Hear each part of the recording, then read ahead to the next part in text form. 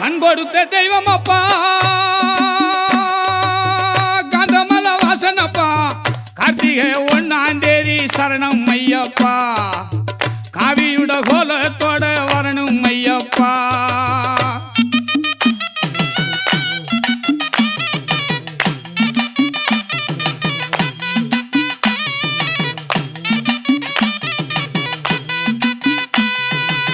சபரிமலை சாஸ்தாவே சாமிய சரணமப்பா சங்கரன் பாலகனே சாமி ஐயப்பா சங்கடங்கள் திட்டிடவே வரணும் ஐயப்பா